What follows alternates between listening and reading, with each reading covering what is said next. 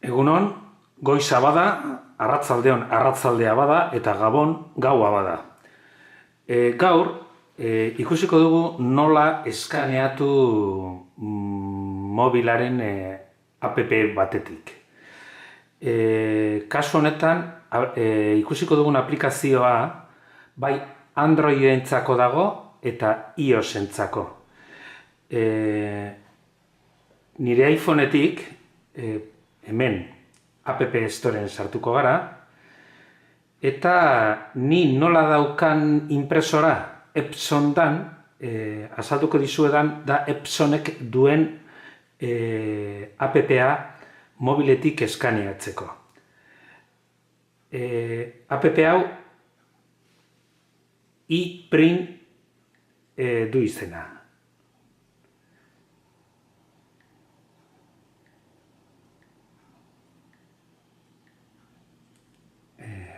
Bilatu. Eta kasu honetan ni ja nola instalatuta daukadan, hemen Open jartzen dit. Zabalduko dut. Eta lehenengo egin behar duguna da, ni ja instalatuta neukan impresora, izan behar dugu impresora wifi bat, eta impresora hori nire kasuan, ET4500, baina badaude impresora merkeagoak eta wifi direnak, iaia momentu honetan ia impresora gehienak wifia dute, edo egon daitezke konektatutak sare batera, eta horren bidez, ni kasu honetan ja nire impresorak aukeratu dut, eta aukeratu ondoren, nago prest kapturak egiteko.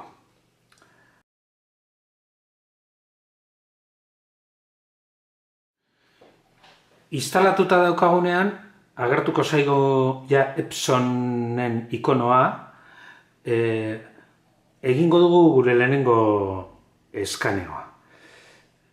Gaur bakarrik ikusiko dugu nola eskaneatzeko argazkiak. Baditut beste lau erabilera, baina gaur bakarrik ikusiko dugu kapturarena. Sakatzen dugu kaptura botoia eta agertzen zaigu hau. Hurbilduko dugu argazki batera, honek ez du balio, atzera. Hurbilduko dugu eta bera bakarrik ja egin du. Egingo ajustar, emango diogu ajustar, eta ipintzen ditugu puntoak, beste puntoa, hemen nola argia artifiziala daukat kenduko diote hori, eta hortxe, proceder, hemen emango diot, eta orain, hemen ataratzen da mejorando, piniko duzin mejorar, ondo, eta guardar, emango dio guardar, eta ni badekot aukeratua karretean gordetzeko, aceptar, eta baldin bagoaz karretera, kasu honetan izan daiteke fotos, hemen dago, argazkia.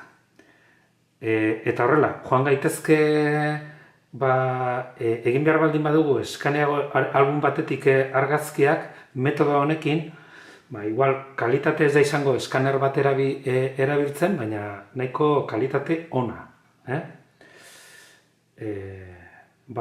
Hori da guztia.